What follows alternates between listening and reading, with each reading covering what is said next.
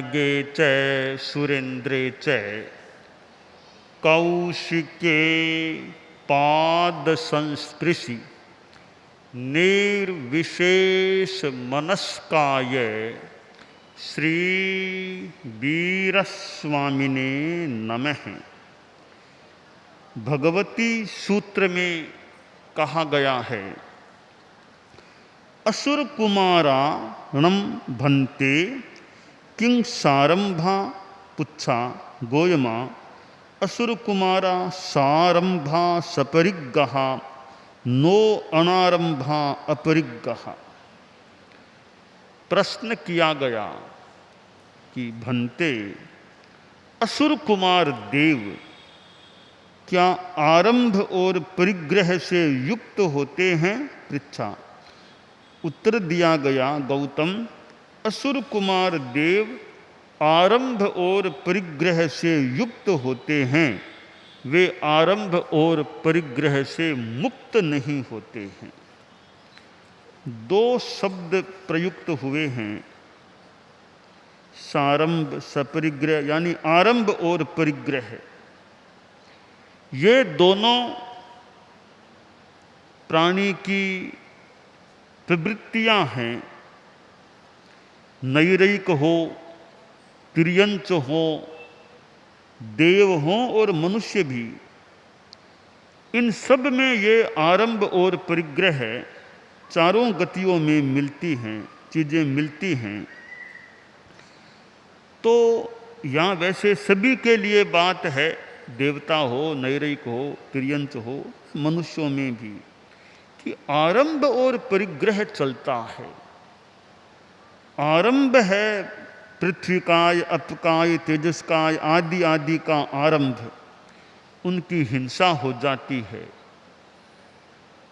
गृहस्थ भोजन बनाते हैं, रसोई बनाते हैं, उसमें भी कितने जीवों की हिंसा हो जाती है, हो सकती है। अग्निकाय के जीवों की हिंसा, वनस्पति की हिंसा, पानी की हिंसा, कोई त्रस्त जीव की भी हिंसा, कई प्रकार के जीवों की हिंसा भोजन निष्पादन में हो जाती है। खेती की जाती है, वहाँ भी जीव हिंसा का प्रसंग। आप लोग यात्रा करते हैं तो यात्रा में भी जीवों की हिंसा का प्रसंग है। तो यह शरीरधारी प्राणी है, उसके जीवन में ये आरंभ मानो बहुलांशतया या जितने भी अंशों में जुड़ा हुआ है। और तो क्या, हिंसा वैसे साधुओं से भी हो जाती है। अब जैसे बिहार कर रहे थे, वर्षा आ गई बीच में, तो वर्षा शरीर के लगी, तो अपकाय के जीवों की हिंसा शरीर के लगने से हो गई। और चलते चलते मार्ग में कोई अंकुरे आ गए, उनको टालना संभव तक नहीं, तो थोड़ा अंकुरा भी लग गया पैर के, तो हिंसा हो सकती है। तो यूं शरीर है तो हिंसा आरंभ की बात भी पूर्ण रूपेण अथवा काफी रूपेण जुड़ी हुई प्रतीत हो रही है। हम देवों की बात छोड़ दें, वहाँ भी हालांकि आरंभ परिग्रह है, नरक में भी है, औरों में भी है। हम चूंकि मनुष्य हैं तो मनुष्य की बात करें, तो मनुष्य में भी जो गृहस्थ हैं उनकी बात करें, तो गृहस्थ जीवन में ये आरंभ और परिग्रह की बात भी होती है। गृहस्थ जीवन में कई प्रकार के आरंभ हो सकते हैं। जैसे मैंने रसोई की बात बताई कि रसोई में हिंसा है, हो सकती है। अब पलेंडा पानी का स्थान है, वहाँ भी काई हो जाए, फूलन हो जाए, कच्चा पानी, तो वहाँ भी जीव की हिंसा हो जाए। तो स्थावर जीवों का आरंभ समारंभ और त्रस्त जीवों की भी हिंसा गार्हस्थ्य में हो जाती है। और परिग्रह भी जुड़ा हुआ है। क्योंकि मकान है गृहस्थ के अपने आधिपत्य में, तो मकान का भी परिग्रह हो गया। और भी कितनी चीज़ें, बर्तन बासन, दुकान है, खेत है, कितनी चीज़ें, सोना चांदी आभूषण गृहस्थ के अपने हैं, तो वो परिग्रह है। तो परिग्रह से कितना जुड़ा हुआ है गृहस्थ का जीवन। अब गृहस्थ यह चिंतन करे कि मैं आरंभ और परिग्रह का कितना अल्पीकरण कर सकता हूं, कितना उसको कम किया जा सके कि हिंसा से जितना मेरा बचाव हो सके। अब वाहन की यात्रा है, अब उसका संयम कर लिया, भी आज मुझे वाहन की यात्रा नहीं करनी है, या अति विशेष स्थिति के सिवाय आज वाहन का उपयोग नहीं करूंगा, तो कार में यात्रा करने से जो जीव मर जाते हैं उनकी हिंसा का तो संयम हो गया। अथवा मैं 4 महीना 6 महीना विशेष स्थिति के सिवाय वाहन का उपयोग नहीं करूंगा तो कार का कोई आदि का नहीं करूंगा, ताकि जो ज़्यादा सड़क आदि पर जीव हिंसा हो सकती है उससे मेरा बचाव हो जाए। यूँ ये 14 नियम चितालने की जो बात है वो रोज के रोज त्याग करता जाए, अपना अव्रत भी घटे और हिंसा का भी संयम हो जाए। रात में भोजन का त्याग कर दिया तो वो भी एक संयम हो गया। तो आरंभ को जितना कम किया जा सके वह प्रयास गृहस्थ करे, और परिग्रह भी फिर जो अवस्था आ जाए उसके बाद 80 आ गए 85, जितना परिग्रह भी मेरे कम हो जाए तो परिग्रह को भी कम करने का प्रयास हो। तो आरंभ और परिग्रह ये 2 चीज़ें ऐसी हैं कि वैसे थोड़ी आपस में जुड़ी हुई भी है, हिंसा और परिग्रह। परिग्रह के लिए आदमी हिंसा कर देता है, परिग्रह कारण बन जाता है हिंसा का। मुच्छा परिग्रहो वुत्तो, मूर्छा परिग्रह है, पदार्थों में मोह है, आसक्ति है, वह अपने आप में परिग्रह। यूँ पदार्थों का होना भी एक प्रकार का परिग्रह है। तो मेरे स्वामित्व में जितना संभव हो परिग्रह कम रहे। रकम कैश वो भी जरूरी है, उसके सिवाय मैं परिग्रह से मुक्त हो जाऊं। तो यह अपरिग्रह की चेतना है।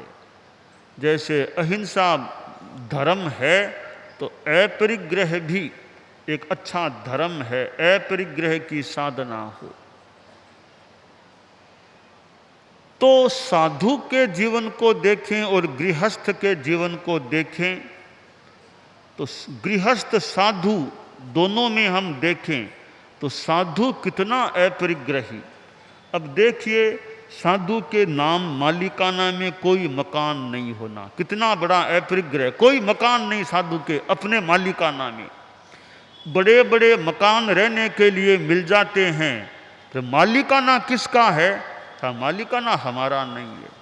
तो कितना बड़ा त्याग है साधु का कि मकान रहने के लिए बड़े मिल भी जाएं पर मालिकाना साधु का नहीं होना अपने आप में त्याग है।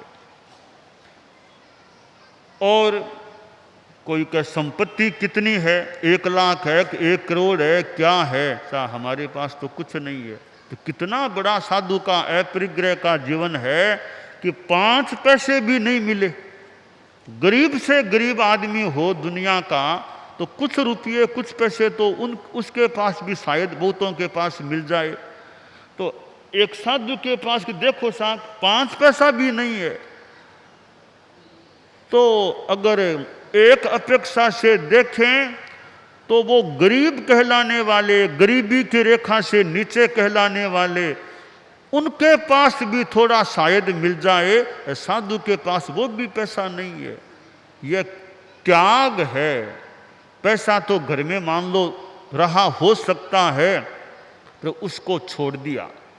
संत के पास कुछ लोग आए, बोले गुरुजी क्या बताएं, बड़े दुखी हैं, युद्ध हुआ, हमारा मकान चला गया, इतना पैसा चला गया, हमारा वो चला गया, वो चला गया।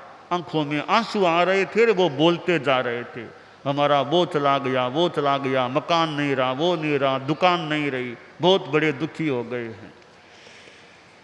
रोते जा रहे थे, आंखों में आंसू, बोलते जा रहे थे। संत ने उनकी वेदना को सुना। दुखी आदमी के दुखरे को सुन लो तो भी थोड़ी उसको शांति मिल सकती है। संत ने सुन लिया, सुन लिया, सुन लिया। तब वे बोलते बोलते चुप हो गए। तब संत बोला, देखो मैं मेरी बात बताऊं, आपने जैसे कहा मकान नहीं रहा, दुकान नहीं रही, वो नहीं रहा, वो नहीं रहा, तो देखो जी मेरे पास भी कोई मकान नहीं रहा है, मेरे पास भी कोई मकान नहीं है, कोई दुकान नहीं है, रुपया पैसा कि तुम्हारे पास तो फिर भी कुछ तो जेब में हो, कि जेब में थोड़े पैसे हैं, तुम्हारे पास थोड़े पैसे जेब में है ना, मेरे पास तो वो भी नहीं है, मेरे पास तो वो भी नहीं है। वो लोग अवाक करें, इनकी ये हालत है, ये तो हमसे भी गए बीते हैं, कि हमसे भी तो गए बीते आदमी है, इनके पास कुछ भी पैसा नहीं है। तो बोले बाबा जी बहुत दुख की बात है, हो आपकी भी यही स्थिति है क्या? हमने सोचा हमारा ये हाल है, हमने सुना बड़े बाबा जी हैं, तो हम तो आपके पास आए अपना दुखड़ा बताने के लिए। आपका भी यही हाल है कि आपके पास भी मकान नहीं है, दुकान नहीं है, थोड़ा बहुत पैसा तो हमारे पास तो है ना, आपके पास वो भी नहीं है, आप तो हमसे भी गए बीते निकल गए तब तो संत ने कहा भी हमारी यही स्थिति है, हम तो न मकान है, न दुकान है, न पैसा है, न कोई बैंक में कहीं कोई हमारा कोई है, कुछ भी नहीं है। कहा बाबा बहुत ही दुख की बात है, आपकी भी यही हालत है।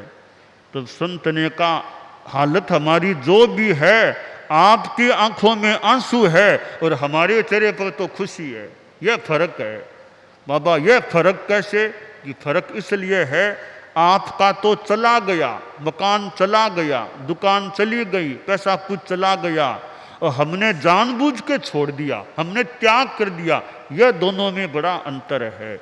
एक तो परवस्था में चला गया तब तुम दुखी हो रहे हो, हमने स्ववस्था में स्वेच्छा से त्याग दिया तब नहीं रहा हमारे पास, हम तो भी दुखी नहीं, हम तो आनंद में हैं, शांति में हैं। उनको उपदेश दिया, सुनाया भी, ठीक है परिग्रह कभी आता है चला जाता है, तो सोचो तुम्हारे सहज ही परिग्रह कम हो गया है। यूँ उनको सांत्वना और संयम की बात जो भी बताई गई।